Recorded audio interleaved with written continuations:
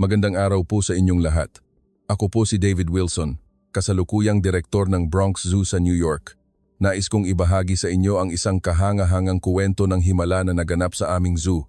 Ito ay isang tunay at nakakaantig na pangyayari kung saan ang isang problemang hindi masolusyunan ng agham ay nalutas lamang ng isang matandang Pilipino. 3 taon na ang nakalipas, noong umaga ng Agosto 15, isang matinding sigaw ang umalingaw-ngaw sa Bronx Zoo. Si Jumbo, ang pinakasikat na African elephant sa zoo, ay biglang sinaktan ang kanyang tagapag-alaga. Ang biktima ay si Mike Thompson, na 3 taon nang mahout ni Jumbo. Habang naglilinis si Mike sa karaniwan niyang ginagawa, bigla siyang inatake ni Jumbo nang walang babala. Si Jumbo ay isang 7 taong gulang na lalaking elepante na tumitimbang ng 4.2 tonelada. Ang pag-atake mula sa kanyang malaking katawan ay napakalubha. Si Mike ay nagtamo ng matinding pinsala, nabali ang kanang braso at 3 tadyang. Agad siyang isinugod sa ospital at kinailangan niyang magpagaling ng 3 linggo. Bilang direktor, nang makita ko ang kalagayan ni Mike na punong-puno ng benda sa ospital, lubos kong naunawaan ang bigat ng problemang ito. Bago ang insidenteng ito, si Jumbo ay tunay na bituin ng zoo na umaakit ng higit sa 500,000 bisita taon-taon. Para sa mga bata, si Jumbo ay isang idolo. Tuwing bakasyon, mahaba ang pila ng mga taong naghihintay na makita siya. Si Jumbo ay kilala sa kanyang mahinahon na disposisyon at pagiging masunurin sa utos ng kanyang tagapag-alaga. Lahat ng empleyado ng zoo ay umaamin sa katahimikan ni Jumbo. Ngunit matapos ang aksidente, tila nagbago siya. Sa loob ng 3 buwan, hindi niya hinayaang lapitan siya ng sinuman. Ang pagpapakain ay ginagawa lamang sa pamamagitan ng paghahagis mula sa malayo, kahit ang paglilinis ay naging isang mapanganib na gawain. Sinubukan namin ang lahat ng pinakamodernong paraan ng animal behavior therapy, kumonsulta sa mga eksperto, at nagbigay pa nga ng tranquilizers, ngunit walang gumana. Sa huli, nagbigay ng utos ang Executive Committee ng Zoo. Kung walang magbabago bago ang Disyembre 31 si Jumbo ay papatayin sa pamamagitan ng euthanasia, isang malupit na desisyon. Bilang direktor na tumanggap ng utos na iyon, naramdaman ko ang matinding responsibilidad at kawalan ng pag-asa. Ang isip ko ay sinakop ng ideyang kailangan kong iligtas si Jumbo. Habang lumalala ang problema ni Jumbo, gabi-gabi akong nag-iisip sa aking opisina. Noong panahong iyon, ako ay 14 taong gulang, 2 taon pa lamang bilang direktor, at nahaharap sa ganitong matinding problema. Araw-araw, nagtatanong ang administrasyon ng zoo tungkol sa pag-usad at walang tigil ang tawag ng mga nagrereklamong bisita. Sa tuwing nakikita ko ang mga batang umiiyak dahil hindi nila nakita si Jumbo, lalo akong nakakaramdam ng bigat ng aking responsibilidad bilang direktor. Isang gabi, may isang alaala ang sumagi sa aking isip. Ito ay nangyari 7 taon na ang nakalipas. Noon, ako ay deputy director pa lamang at sumama sa delegasyon mula sa American Zoological Society upang bumisita sa Pilipinas. Ang layunin ng biyaheng iyon ay upang matuto ng mga teknik sa pangangasiwa ng zoo ng Pilipinas na lubos na umunlad. Bumisita kami sa Avilon Zoo at Cebu Safari, Adventure Park at pinag-aralan ang kakaibang paraan ng pag-aalaga ng hayop ng mga Pilipino. Ang pinaka-nakakaintindi ay ang insidente sa Avilon Zoo. Habang binibisita namin ang kulungan ng mga elepante, nagkaroon ng kaguluhan. Isang babaeng elepante na nagngangalang Lina ay nagsimulang magwala ng marahas. Ginamit niya ang kanyang trompa upang paluin ang hawla at umungol ng malakas. Nalaman namin na si Lina, na 15 taong gulang noon, ay nagpapakita ng agresibong pag-uugali dahil sa matinding stress. Lahat ng Pilipinong tagapag-alaga ay nalilito at hindi alam kung paano haharapin ito. Noon, isang matandang lalaki, isang veteranong tagapag-alaga, ang dahan-dahang lumapit sa kulungan ni Lina. Siya si Lolo Ben. Si Lolo Ben ay 62 taong gulang noon, isang napakaraming karanasang tagapag-alaga na nag-alaga na ng hayop mula pa noong bata siya. Siya ay isang maliit at mabait na matanda, ngunit ang kanyang mga mata ay nagtatago ng malalim na karunungan at karanasan. Kami, ang delegasyon, ay nagmasid mula sa malayo para sa kaligtasan. Ngunit ang ginawa ni Lolo Ben ay lubos na hindi namin inaasahan. Tahimik siyang umupo sa harap ng kulungan ni Lina. Hindi siya nagsalita, nakaupo lamang siya nang hindi gumagalaw. Lumipas ang unang 30 minuto nang walang pagbabago. Kami, ang mga Amerikanong eksperto, ay naisip na sayang lang ang oras. Ngunit pagkatapos ng isang oras, naganap ang himala. Dahan-dahang huminahon si Lina at nagsimulang lumingon kay Lolo Ben. At pagkatapos ng 2 oras, si Lina ay tuluyan nang bumalik sa isang estado ng kapayapaan at katahimikan. Pagkatapos ng pagbisita, nagkaroon ako ng pagkakataong makipag-usap kay Lolo Ben. Ipinaliwanag niya sa akin, kailangan mong kausapin ang elepante, hindi sa salita kundi sa puso. Ang mga elepante ay napakagaling magbasa ng isip ng tao. Agad nilang nalalaman kung talagang nagmamalasakit ka sa kanila o hindi. Noong panahong iyon, totoo, ako ay nag-aalinlangan pa. Naisip ko na ito ay isang uri ng lumang paniniwala na walang suporta sa agham dahil sa mga zoo sa Amerika. Ang agham na batay sa behavioral science at veterinary medicine ang pangunahing diskarte. Ang paliwanag ni Lolo Ben ay tila hindi makatotohanan. Ngunit si Lina ay talagang huminahon. At ngayon, nahaharap sa problema ni Jumbo, ang mga salita ni Lolo Ben ay umalingaw-ngaw muli sa aking isip. Nahaharap sa isang problemang hindi masolusyunan ng pinakabagong teknolohiya at agham, nagsimula akong mag-isip na baka ang isang taong tulad ni Lolo Ben ay may magagawa. Kinabukasan, tinawag ko si Sarah Johnson, ang aming tagapag-alaga sa aking opisina. Si Sarah ay 35 taong gulang, isang napakahusay na tagapag-alaga na nagtapos sa animal behavior mula sa universidad. Siya ay naniniwala sa siyentipikong diskarte, isang tunay na Amerikanong eksperto. Sarah, mayroon akong isang panukala. Subukan nating mag-imbita ng isang eksperto mula sa Pilipinas. Sa tingin mo, sinimulan ko ang usapan. Nagulat si Sarah. Mula sa Pilipinas po? Ngunit mayroon na po tayong pinakamahusay na team ng eksperto. Ano pa po ang magagawa natin? Naalala ko ang isang Pilipinong tagapag-alaga na nakilala ko 7 taon na ang nakalipas. Baka may magawa siya. Mga gaano na po ang edad niya? Tanong ni Sarah. 7 taon na ang nakalipas, 62 siya. Ngayon, siguro ay 69 na. Lalong nalito ang mukha ni Sarah. Isang 69 taong gulang na lalaki, ano po ang magagawa niya? Si Jumbo ay isang mapanganib na elepante na may bigat na 4.2 tonelada. Kung masaktan po ang matanda, tayo ang may pananagutan. At saka, ang kapaligiran, pag-aalaga at kultura ng Pilipinas at Amerika ay lubos na magkaiba. Siyempre, makatuwiran ang pag-aalala ni Sarah, ngunit pakiramdam ko ay wala na akong ibang pagpipilian. Matapos makipag-usap kay Sarah, nagpasya ako. Gaano man kahirap, susubukan kong makipag-ugnayan kay Lolo Ben. Para sa international phone call, nakipag-ugnayan muna ako sa Avilon Zoo upang makuha ang kasalukuyang impormasyon ni Lolo Ben. Sinabi ng kawani ng Avilon Zoo na si Lolo Ben ay nagretiro 5 taon na ang nakalipas at ngayon ay namumuhay ng tahimik sa isang maliit na farm sa Palawan. Noong gabi ng Agosto 22, tumawag ako sa Pilipinas. Dahil sa time difference, umaga na sa Pilipinas. Nang may sumagot, narinig ko ang boses ng isang tahimik na matanda.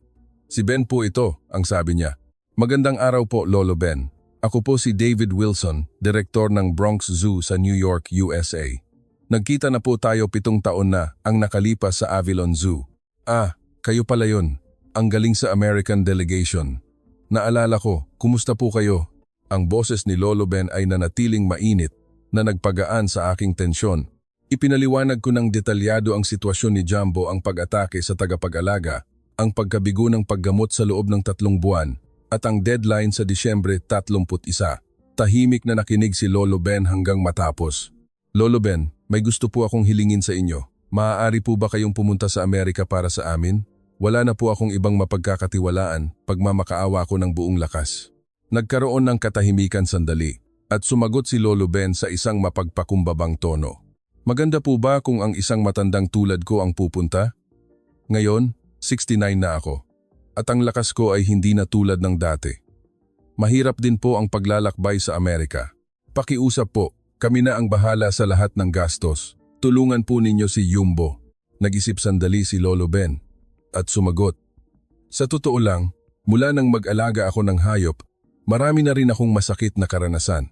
Ang kwento ng karabaw na kailangang magtrabaho hanggang mamatay noong panahon ng paghihirap ay nananatili pa ring sugat sa aking puso hanggang ngayon. Ngunit kapag narinig ko na may hayop na naghihirap, hindi ko po kayang manatili na lang. Susubukan ko po kung ano ang kaya kong gawin. Noong Agosto 20, naglakbay si Lolo Ben mula sa Ninoy Aquino International Airport patungong New York. Ang dala niya lamang ay isang lumang bayong na ginagamit niya mula pa noong bata siya at isang pakete ng tuyo na mangga na gawa niya. Wala siyang dalang modernong kagamitan sa pag-iensayo ng elepante. Bagamat mahirap ang malayong biyahe para sa isang 5 taong gulang na lalaki, hindi kailanman nagreklamo si Lolo Ben. Noong gabi ng Agosto 26, dumating ang eroplano ni Lolo Ben sa JFK Airport. Naghintay kami ni Sarah sa kanya. Nang makita niya si Lolo Ben na lumalabas mula sa arrival gate, hindi maitago ni Sarah ang kanyang pagkamangha. Siya ay isang maliit na matanda, mga 160 centimeters ang taas, at hindi lalagpas sa 60 kilogram ang bigat. Hindi siya mukhang isang taong kayang harapin ang isang dambuhalang elepante na may bigat na 4.2 tonelada. Pagod na po kayo sa biyahe, Lolo Ben. Maraming salamat po, bati ko, habang nagbibigay ng malalim na paggalang. Ginoong Wilson, matagal-tagal na rin po tayong hindi nagkita. Salamat po sa imbitasyon, sumagot si Lolo Ben nang mapagpakumbaba habang gumagawa ng magalang na pagpupugay. Pabalik mula sa paliparan, bumulong sa akin si Sarah. Sigurado po ba kayo na siya ito? Hindi po mukhang kayang harapin ng elepante. Kinabukasan, nagkaroon ng staff meeting sa zoo. Ipinakilala ko si Lolo Ben at ipinaliwanag ang lahat. Ngunit ang reaksyon ng karamihan sa mga empleyado ay malamig, lalo na si Don Wei, ang Chinese-American behavior researcher na mariing tumutol. Si Don Wei ay 42 taong gulang, isang napakahusay na researcher na nagtapos sa Peking University at Harvard. Kalokohan yan, nagtaas ng boses si Don Wei. Ang umasa sa walang scientific evidence ay isang kamangmangan. Dapat nating gamitin ang modernong siyentipikong pamamaraan. Paano haharapin ng isang 69 taong gulang na lalaki ang isang mapanganib na elepante na tulad nito? Kung may mangyari, sino ang mananagot? Ang ibang empleyado ay nagpakita rin ng parehong pag-aalala. Kaya po ba talaga niya? Anong permit po mayroon siya? Paano ang insurance? Tahimik na nakinig si Lolo Ben sa mga tanong na iyon at sumagot ng mahinahon. Tama po ang inyong pag-aalala. Sa totoo lang, wala po akong anumang espesyal na kwalifikasyon. Mayroon lamang akong karanasan na nabuhay kasama ang mga hayop mula pa noong bata ako. Dumaan ako sa iba't ibang mahirap na panahon kasama ang mga hayop. Kung papayagan po ninyo, nais kong gamitin ang karanasang iyon upang tulungan si Jumbo. Na-disappoint ang mga empleyado sa mapagpakumbabang kilos ni Lolo Ben. Nag-isip sila ng isang formidable na eksperto, ngunit ang taong nasa harap nila ay mukhang isang ordinaryong lolo. Si Don Wei ay tumutol hanggang sa huli. Ito ay isang insulto sa agham. Ang pag-asa sa ganitong uri ng pamahiin ay makakaapekto sa reputasyon ng zoo, ngunit ako ay nagpasya. Ibibigay ko po ang gawaing ito kay Lolo Ben. Wala na tayong oras. Noong umaga ng Agosto 27, dumating ang araw na sisimulan ni Lolo Ben ang kanyang misyon sa zoo. Habang tahimik pa ang zoo bago ang oras ng pagbubukas, dumating si Lolo Ben dala ang kanyang lumang bayong. Naghihintay ako mula pa noong madaling araw. Ngunit ang unang ginawa ni Lolo Ben ay lubos na ikinagulat ko. Una po, nais kong batiin ang lahat sa zoo, sabi ni Lolo Ben at lumakad patungo sa kulungan ng ibang hayop sa halip na kay Jumbo. Lion, tigre, giraffe, zebra, tumayo siya ng tahimik sa harap ng bawat kulungan, nagbigay galang at bumati. Magandang araw po, ako si Ben. Sana po ay makisama kayo sa akin ngayon. Ang tanawin ni Lolo Ben na magalang na bumabati sa mga hayop na tila nakikipag-usap sa tao ay nagpagulo sa mga empleyado na naglilinis noong umaga. Ano po ang ginagawa ng matandang iyon? Bumabati sa mga hayop na tila cartoon character. Kaya ba talaga niya? Nagsimulang marinig ang mahihinang tawa sa gitna ng mga empleyado. Tiyak na hindi pa ito nakita sa isang Amerikanong zoo. Para sa mga empleyado na sanay sa siyentipiko at mahusay na pamamaraan, mahirap maunawaan ang ginawa ni Lolo Ben. Matapos ang halos 1 oras na pagbati sa bawat hayop, sa wakas ay dumating si Lolo Ben sa harap ng kulungan ni Jumbo. Ang ibang empleyado ay lumapit upang manood ng may interes. Si Don Wei ay nakatayo rin, nakakrus ang mga braso. Nang tumayo sa harap ng kulungan ni Jumbo, nagbigay galang si Lolo Ben. Magandang araw, Jumbo. Ako si Ben, galing sa malayong Pilipinas. Sana po ay makisama ka sa akin ngayon. Tiningnan ni Jumbo si Lolo Ben mula sa pinakadulo ng kulungan nang may pag-iingat. Ang mga mata ng elepante na tumanggi sa tao sa loob ng 3 buwan ay punong-puno ng galit. Anong biro yan? Sigaw ni Don Wei. Anong kahulugan ng pagbati sa elepante? Hindi yan siyentipikong pamamaraan. Dapat nating gamutin batay sa data, hindi sa emosyon. Ang reaksyon ng ibang empleyado ay pareho. Hindi ko akalain na seryoso siya sa pakikipag-usap sa elepante. Sayang lang talaga sa oras. Ngunit hindi pinansin ni Lolo Ben ang boses ng mga empleyado. Dahan-dahan siyang umupo sa harap ng kulungan ni Jumbo at nagsimulang titigan ang elepante ng tahimik. Lumipas ang 10 minuto, lumipas ang 20 minuto. Si Lolo Ben ay patuloy na nakaupo ng hindi gumagalaw, nakatingin kay Jumbo. Ang inis ay nagsimulang mamuo sa gitna ng mga empleyado. Ano po ang ginagawa niya? Tanong ni Sarah sa akin. Wala pong mangyayari kung uupo lang siya ng ganyan. Sayang lang talaga sa oras. Reklamo ng isa pang empleyado. Lubos na naawa si Don Wei. Sayang lang talaga sa oras. Walang scientific evidence kahit kaunti. Habang ginagawa ang kalokohang ito, baka lumala pa ang kalagayan ni Jumbo. Nang lumipas ang 30 minuto, sa wakas ay nagsalita si Lolo Ben.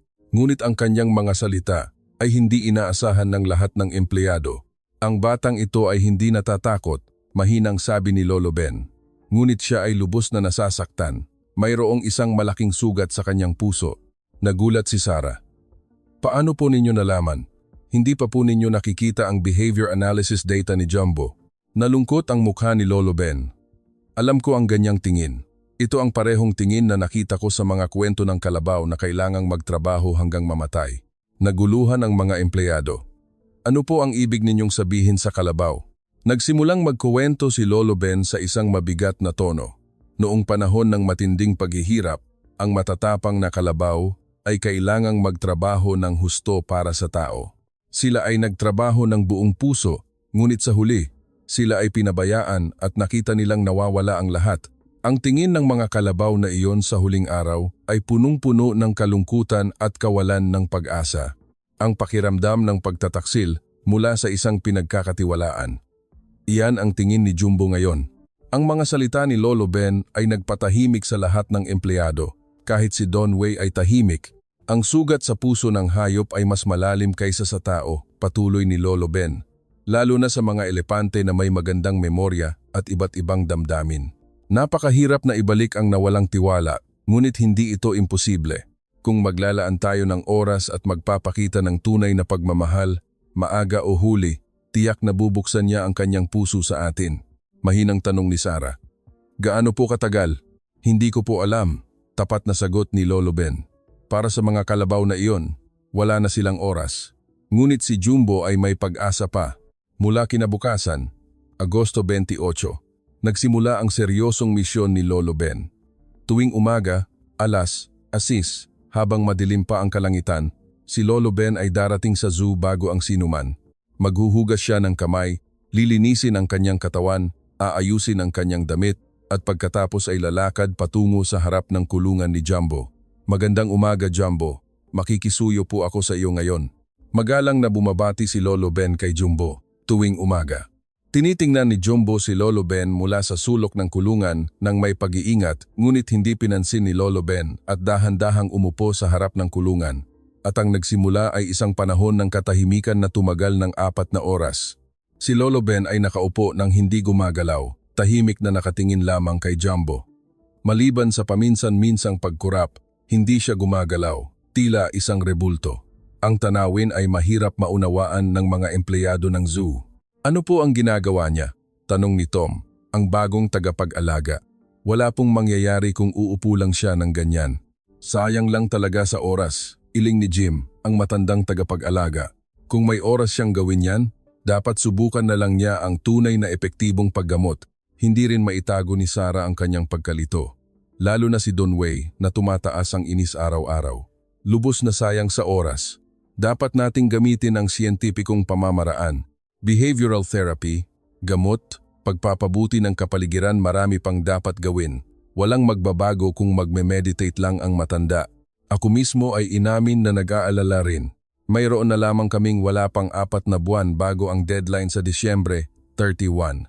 Sa ganitong bilis, maghihilom ba talaga si Jumbo sa oras? Ngunit dahil ako ang naniwala at nag-imbita kay Lolo Ben, Hindi ako maaaring sumuko sa kalagitnaan. Ang araw 2 ay pareho. Dumating si Lolo Ben ng 6 a.m. Bumati at umupo ng tahimik sa loob ng 4 na oras. Si Jumbo ay nanatiling maingat sa sulok ng kulungan. Sa gitna ng mga empleyado, lalo pang lumakas ang kritisismo sa pamamaraan ni Lolo Ben. Magiging epektibo ba talaga ang pamamaraang ito? Hindi naman nagbabago si Jumbo. Dapat na tayong magsimula ng mas seryosong paggamot. Noong umaga ng araw 3, nagpasya akong tanungin ng direkta si Lolo Ben. Lolo Ben, mayroon na po bang nagbago kay Jumbo? Sumagot si Lolo Ben ng may mahinahong ngiti. Opo, may kaunting pagbabago, ngunit tiyak na nangyayari. Kahapon, nagbago ang pagkilos ng tenga ni Jumbo. Bagamat maliit, tila nagsimula siyang tumugon sa boses ko. Hindi ko nakita ang pagbabagong iyon, ngunit nang makita ko ang tiwala sa mukha ni Lolo Ben, nagpasya akong maghintay pa. Noong hapon ng araw na iyon, nagsimulang magbulong si Lolo Ben sa sarili sa unang pagkakataon. Maganda ang panahon ngayon, Jumbo. Siguro ay komportable ka, no? Ang kanyang tono ay natural. Tila nakikipag-usap sa isang matandang kaibigan. Tumawa ang mga empleyado na sa wakas ay nagsimulang makipag-usap ang matanda sa elepante, ngunit naramdaman ko na may nagbabago. Sa araw 4, lalo pang nagsolo si Lolo Ben. Sa Pilipinas, ngayon ay namumunga na ang bigas. Sa Africa, ang iyong pinagmulan, ano ang tinitingnan mo? Ang ganda ng mga mata mo, napakatalino at mahinahon. Maraming ulap ngayon, ngunit sumikat ng kaunti ang araw. Napakainit at komportable, no Jumbo? Si Jumbo ay nanatili sa sulok ng kulungan, ngunit paminsan-minsan ay nagsimula siyang lumingon kay Lolo Ben. At sa araw 5, naganap ang malaking pagbabago. Matapos ang pagbati sa umaga at umupo gaya ng dati, lumabas si Jumbo mula sa sulok ng kulungan at nagtungo sa harap. Bagamat mga 2 metro pa rin ang layo niya sa bars, ito ay isang makasaysayang pagbabago para kay Jumbo na patuloy na umiiwas sa tao. Tingnan mo, sigaw ni Sarah ng may kagalakan. Lumabas na si Jumbo. Habang tumatakbo ang ibang empleyado upang manood, may kinuha si Lolo Ben mula sa kanyang lumang bayong. Ito ay ang tuyo na mangga na ginawa niya at dinala mula sa Pilipinas. Jumbo, galing ito sa Pilipinas. Kung hindi mo ikakagalit, subukan mo. Dahan-dahang inilagay ni Lolo Ben ang tuyo na mangga sa bars. Noong una, maingat na tiningnan ni Jumbo, ngunit pagkatapos ay dahan-dahan siyang lumapit. Ginamit niya ang kanyang trompa nang maingat upang amuyin ang tuyo na mangga. Lahat ng empleyado ay hindi huminga habang nagmamasid. At sa sandaling iyon, naganap ang himala. Ginamit ni Jumbo ang kanyang trompa upang kunin ang tuyo na mangga at ipasok sa kanyang bibig. Hindi ka pani-paniwala, sigaw ni Tom. Tumanggap siya ng pagkain mula sa kamay ng tao sa unang pagkakataon sa loob ng 3 buwan. Si Jim ay natigilan din. Napaluha si Sarah. Gumana nga, kahit si Donway ay hindi nakapagsalita. Siya, na nagkritiko na ito ay isang pamamaraang walang scientific evidence, ngunit ang resulta ay nasa harap mismo niya. Ngumiti si Lolo Ben ng mahinahon. Simula pa lang ito, ngunit ito ay tanda na nagsisimula ng bumukas ang puso ni Jumbo. Ang pagbuo ng tiwala ay nangangailangan ng oras, ngunit ang puso ay laging nag-uugnay. Mula sa araw na iyon, nagbago ang tingin ng mga empleyado kay Lolo Ben. Ang mga nag-aalinlangan sa simula ay napilitang tanggapin ang pamamaraan ni Lolo Ben nang makita ang resulta. Araw-araw, lalong naging malinaw ang pagbabago ni Jumbo. Kapag nakaupo si Lolo Ben sa harap, lalabas na si Jumbo upang lapitan siya. At sa araw 8, gumawa ako ng isang mahalagang desisyon. Sa staff meeting sa umaga, nagpanukala si Lolo Ben. Sa tingin ko, oras na upang pumasok ako sa kulungan. Ito na ang tamang oras upang bawasan ang distansya kay Jumbo. Nanatiling tahimik ang meeting room sandali. Ang isang 69 taong gulang na lalaki ay papasok sa lugar kung saan si Mike ay malubhang nasugatan 3 buwan na ang nakalipas. Mariin akong tumututol, biglang sabi ni Donway. Kung may mangyaring hindi inaasahan, ano ang gagawin natin? Si Jumbo ay may bigat na 4.2 tonelada. Sa isang palpak lang, madaling mamatay ang tao. Hindi rin maitago ni Sarah ang kanyang pag-aalala. Lolo Ben, totoo pong nagbago si Jumbo, ngunit hindi pa rin po siya 100% ligtas. Hindi po ba't mas maganda kung maghintay pa tayo ng kaunti? Ngunit mahinahong umiling si Lolo Ben. Hindi po tayo maaaring umurong pagdating sa puntong ito. Sinimulan na po akong tanggapin ni Jumbo. Ngayon na po ang tamang oras. Bilang direktor, ako ang dapat magdesisyon sa huli. Siyempre, may panganib, ngunit nagpasya akong maniwala sa desisyon ni Lolo Ben. Sige po, ngunit gagamitin natin ang pinakamataas na antas ng kaligtasan. Kinabukasan, lahat ng empleyado ng zoo ay nagtipon sa paligid ng kulungan ni Jumbo. May mga kawani na may tranquilizer gun na inihanda para sa emergency. Si Dr. Don Miller, ang veterinarian, ay handa na rin sa emergency first aid kit. Handa na po ba kayo, Lolo Ben? Tanong ko upang kumpirmahin sa huling pagkakataon. Ngunit si Lolo Ben, nang makita ang mga armas ng mga kawani, ay mahinahong nagtaas ng kamay upang huminto. Huwag po ninyong hawakan ang mga armas, baka matakot si Jumbo.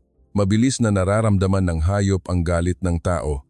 Kung alam niyang may nagtatapat ng armas, masisira ang tiwala na pinagsikapan nating buuin. Pero paano kung may mangyari? Nag-aalalang sabi ni Don Miller. Ayos lang po, sagot ni Lolo Ben nang may mukhang puno ng tiwala. Tinanggap na po ako ni Jumbo. Maniwala po kayo sa akin. Gumawa ako ng mahirap na desisyon, ibababa ang tranquilizer gun, ngunit manatiling handa para sa emergency. Dahan-dahang bumukas ang pinto ng kulungan. Lalim na huminga si Lolo Ben at nag-ingat sa bawat hakbang. Tiningnan ni Jumbo si Lolo Ben mula sa sulok ng kulungan. Sa gitna ng tensyonadong kapaligiran, nagsalita si Lolo Ben ng mahinahon. Magandang araw, Jumbo. Magulo po ako ngayon sa pagpasok sa bahay mo. Bahagyang nag-igting ang postura ni Jumbo, ngunit hindi siya tumakas. Dahan-dahang lumapit si Lolo Ben 2 metro, 1 metro, at sa wakas ay nasa abot kamay na. Ang ganda talaga ng katawan mo. Ang ganda ng trompa mo. Napakagaling na elepante, sabi ni Lolo Ben sa isang malambing na boses, habang dahan-dahang iniaabot ang kanyang kamay. Humingi ang kamay ni Lolo Ben sa dulo ng trompa ni Jumbo. Natigilan si Jumbo sandali, ngunit hindi niya sinaktan. Dahan-dahang inilipat ni Lolo Ben ang kanyang kamay sa mukha, leeg at balikat ni Jumbo. Ang noo na ito ay simbolo ng karunungan. Napakatalino ng mga mata mo. Ang ganda ng hugis ng mga tenga mo. Siguro gusto mong maramdaman ang hangin. Ang mga binti mo ay napakalakas. Siguro ay tumakbo ka ng malaya sa malawak na damuhan, no? Pinuri ni Lolo Ben ang bawat bahagi ng katawan at hinimas ng malambing. Ang kanyang kilos ay punong-puno ng pagmamahal, tila nag-aalaga ng isang mahalagang miyembro ng pamilya. Lahat ng empleyado ay hindi huminga habang nagmamasid. Ang elepante na hindi maaaring lapitan ng sinuman sa loob ng 3 buwan ay tumatanggap ng hipo mula sa isang matanda. At sa umaga ng araw 10, dumating ang kritikal na sandali. Nang pumasok si Lolo Ben sa kulungan, gaya ng dati, sa pagkakataong ito, si Jumbo na mismo ang lumapit kay Lolo Ben at inabot niya ang kanyang trompa upang hipuin ang kamay ni Lolo Ben. Jumbo. Nanginginig ang boses ni Lolo Ben dahil sa emosyon. Ginamit ni Jumbo ang kanyang trompa upang hipuin ang palad ni Lolo Ben ng malambing at pagkatapos ay tumalikod siya, tila nagsasabing, "Himasin mo ako." Inilagay ni Lolo Ben ang kanyang kamay sa likod ni Jumbo nang may kasanayan na hindi mo iisipin na siya ay 69 taong gulang. Sa sandaling iyon, ang sigaw ng kagalakan ay umalingaw-ngaw mula sa labas. Hindi ka pani-paniwala, umiyak si Sarah. Lubusan na siyang nagbukas ng puso. Lubusan nang nagtitiwala si Jumbo sa tao. Si Tom ay napaluha rin. Isa itong tunay na himala, bulong ni Jim. Kahit si Donway ay hindi nakapagsalita, ito ay isang bagay na hindi maipaliwanag ng agham. Walang data, walang teorya, ngunit ang resulta ay nangyari. Malambing na hinimas ni Lolo Ben ang likod ni Jumbo at sinabi, "Jumbo, naging isang napakagaling na elepante ka na noon pa man. Wala akong ginawa, nakinig lang ako sa boses ng puso mo." Ang himala ay nangyari dahil nagpasya kang magtiwala muli sa tao. Mula sa araw na iyon, dahan-dahang nagbago ang kilos ni Jumbo sa ibang empleyado. Bagamat hindi pa perpekto, ang galit ay malinaw na nawala. Nang lumapit si Sarah sa kulungan, hindi na nagbanta si Jumbo tulad ng dati. Dahil po sa impluensya ni Lolo Ben, sabi ni Sarah nang may pasasalamat, natututo si Jumbo na magtiwala muli sa tao sa pamamagitan ni Lolo Ben. Bilang direktor, halos hindi ako makapaniwala sa pagbabagong nangyari sa loob ng 10 araw na ito. Ang problemang hindi masolusyunan ng pinakabagong teknolohiya at agham ay malulutas na ng pagmamahal at pasensya ng isang matanda. Lolo Ben, bakit po ninyo nagawa ito? Direkta kong tanong. Ngumiti si Lolo Ben nang mapagpakumbaba. Wala po akong ginawang espesyal. Tinrato ko lang po si Jumbo bilang isang mahalagang buhay. Pareho po ang hayop at tao. Kung mayroon tayong pagmamahal at paggalang sa isa't isa, tiyak na mag-uugnay ang puso. At sa wakas, dumating ang Setyembre ang araw ng ganap na pagbabalik ni Jumbo. Ang kulungan na sarado sa loob ng mahigit 3 buwan ay muling binuksan sa publiko.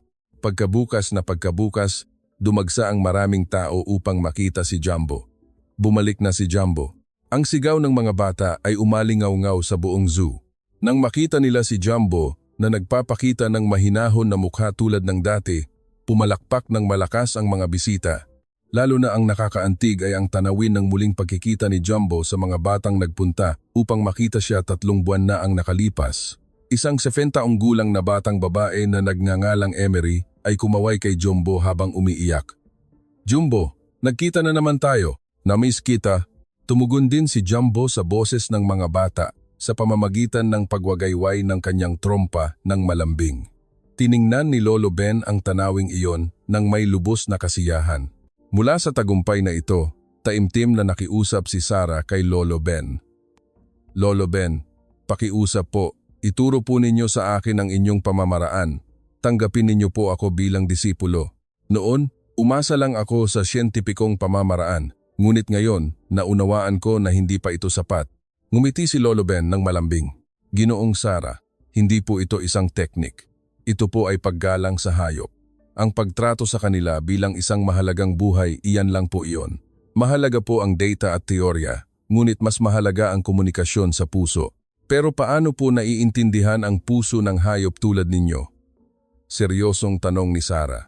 "Araw-araw, batiin po ninyo ang bawat hayop at subukan po ninyong mag-isip mula sa kanilang pananaw. Komportable ba siya ngayon? Naghihirap ba siya? Kung maglalaan tayo ng oras upang obserbahan at magbigay ng pagmamahal sa kanila, tiyak na tutugon sa atin ang hayop." Ang taong nagbago ng lubusan ay si Don Wei. Siya, na tumututol sa pamamaraan ni Lolo Ben mula simula hanggang wakas, ay nagbago ang saloobin nang makita ang ganap na pagbabalik ni Jumbo.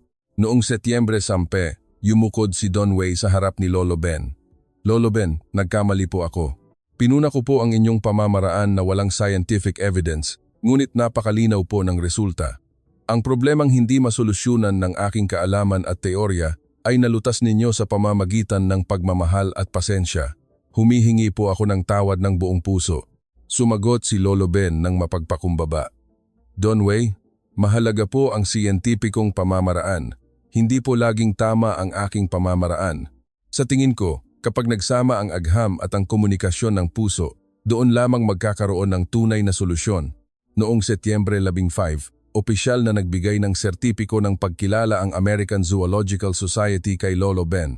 Sa seremonya na dinaluhan ng mga zoo personnel mula sa buong bansa, sinabi ng president ng society, si Mr. Robert Smith, "Ang kabutihan ni Lolo Ben ay hindi lamang nagligtas sa buhay ni Jumbo, kundi nagbigay din sa ating lahat ng bagong pananaw sa pagtrato sa hayop. Nagpapasalamat po kami ng buong puso sa pagliligtas niya sa mahalagang buhay na ito sa pamamagitan ng diwang Pilipino sa pag-aalaga ng hayop." Si Lolo Ben, na tumanggap ng sertipiko, ay sumagot ng mapagpakumbaba tulad ng dati. "Wala po akong ginawang espesyal. Tinrato ko lang po ang hayop bilang isang mahalagang buhay. Iyan po ang puso ng Pilipino sa pag-aalaga ng hayop na hindi kailanman nagbabago." Noong Setyembre 20, naglakbay si Lolo Ben pabalik sa Pilipinas. Sa paliparan, maraming empleyado ng zoo ang dumating. Si Sarah ay nagbigay ng huling pangako kay Lolo Ben. "Ang natutunan ko po sa inyo ay ipapasa ko sa susunod na henerasyon. Pananatilihin ko po ang diwang Pilipino sa Amerika." Matapos umalis si Lolo Ben, kumalat ang kanyang impluensya sa buong Amerika. Mahigit sa 50 zoo sa buong bansa na nakarinig ng kuwento ng tagumpay sa Bronx Zoo ay nagsimulang gumamit ng Philippine-style na pag-aalaga ng hayop. Ang pagbati sa hayop, ang tahimik na pagmamasid, ang paghipo na puno ng pagmamahal, ang mga pamamaraang ito ay ipinatupad sa maraming lugar. Kasalukuyan, ang mga turo ni Lolo Ben ay patuloy na isinasalin sa buong mundo. Itinuro sa atin ni Lolo Ben na kahit gaano pa kahusay ang scientific advancement, mayroon pa ring mga problemang hindi masolusyonan ng agham lamang. Ang komunikasyon sa puso sa hayop, ang paggalang, At ang pagmamahal sa isa't isa, iyan ang lumikha ng tunay na solusyon. Ang pangyayaring ito ay isang makasaysayang sandali na nagpakita sa mundo ng kadakilaan ng kulturang Pilipino sa paggalang sa buhay. Ang problemang hindi masolusyunan ng pinakabagong teknolohiya at agham ay nalutas ng paggalang at katapatan. Ang pilosopiya na ipinakita ni Lolo Ben, ang paglalakad ng magkasama, hindi ang pagkontrol, ay hindi lamang isang mahalagang aral para sa relasyon ng tao at hayop, kundi isa ring aral para sa relasyon ng tao sa isa't isa. Ano po ang pakiramdam ninyo sa kuwentong ito? Marahil, ang pagsasama ng scientific technology at komunikasyon ng puso ang siyang landas na dapat nating tahakin.